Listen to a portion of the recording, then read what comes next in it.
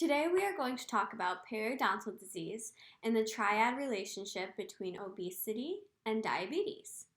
First, let's take a look at this image.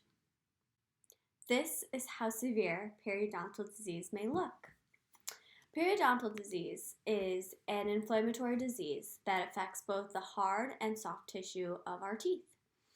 Periodontal disease is consisted of the disease of the periodontium. The periodontium means that it's holding our teeth in our mouth. So what is the periodontium consisted of? The periodontium is our gums or gingiva, the PDL or periodontal ligament, our alveolar bone, which is the bone that holds our teeth in, and our cementum, which is the outer layer of our root. There are two types of periodontitis, chronic and aggressive. Chronic periodontitis means that the person has it for a long span of time and it's slowly progressing. Aggressive periodontitis is periodontitis that is very fast moving. Aggressive periodontitis is more prevalent in Latin Americans and people from African descent. It's less common in Caucasians. Now, 48% of the United States, according to the Temple University in Philadelphia, Pennsylvania, have chronic periodontitis, which is the slow-moving disease. Chronic and aggressive periodontitis are multifactorial diseases. What does that mean? Primarily, it's from dental plaque microorganisms. But it's important to remember that it's also from systemic factors, such as systemic diseases. Some risk factors of periodontal disease include age, oral hygiene habits, and systemic diseases. Let's move on. We are going to talk about obesity. What is obesity and how do we diagnose obesity? Obesity is diagnosed by a patient's BMI. Now, a BMI is the body mass index of someone.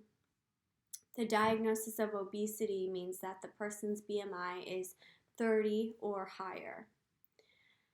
Someone with obesity can be diagnosed into three different classes. A person in class 1 obesity has a BMI of 30 or lower than 35 BMI.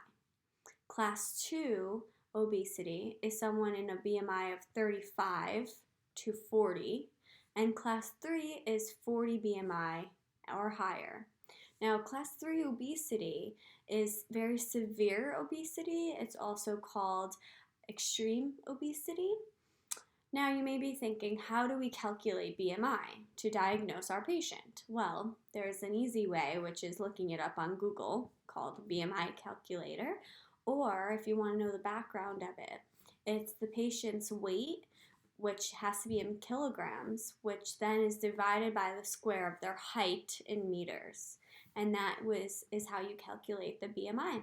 So obesity is categorized as extreme fat or abnormal excessive fat. It's also considered adipose tissue, which is the more scientific word for it. Due to this excessive fat, the person's body releases pro-inflammatory cytokines. Now remember that word, pro-inflammatory, because we just talked about periodontal disease, which is an inflammatory disease. Now, cytokines are made up of lymphocytes, monocytes, and leukocytes. These cytokines are directly related with inflammation that then affects the development of periodontitis. Next, let's talk about diabetes. So diabetes is the condition of our body that properly produces food for energy. So there are three different types of diabetes. Pregnancy diabetes, also known as gestational diabetes. This consists of only 2 to 5% of all diagnosed cases of pregnancies, and it usually is resolved after the pregnancy is over. The next, we will talk about type 1 diabetes. Type 1 diabetes previously was known as juvenile diabetes or insulin-dependent diabetes. This consists of 5 to 10% of all diagnosed cases. Type 2 diabetes is the more prevalent type of diabetes.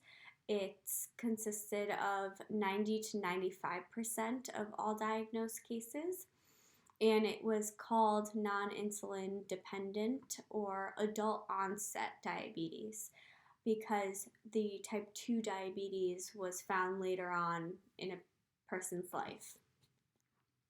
Some symptoms of diabetes, which is important to note, are frequent urination, excessive thirst, unexplained weight loss, sudden vision changes, very dry skin, sores that are slow healing, that's important to remember, and infections that are unusual, more infections in a person. Diabetes is diagnosed through blood work, and it's diagnosed by our A1C level. A person with a normal A1C level has an A1C of below 5.7. A pre-diabetic patient will have an A1C level of 5.7 to 6.4%, and then a diabetic is diagnosed due to an A1C level of 6.5% or above. Next, we are going to look at this chart. As you can see at the top, we have genetic factors and then we have environmental factors. Both can be taken into play with periodontitis and obesity. Bacterial factors would be something that you get from your genetics. And then obesity, or the adipose tissue, which we talked about is another word for fat tissue, is more of an environmental factor, like smoking, nutrition, and lack of physical activity. Those both will take into play with our inflammatory cytokines, which we've been hearing a lot of. We are going to have more inflammatory cytokines, which will then lead to chronic disease. Thank you for listening to my lecture. I hope that it was insightful and very informative.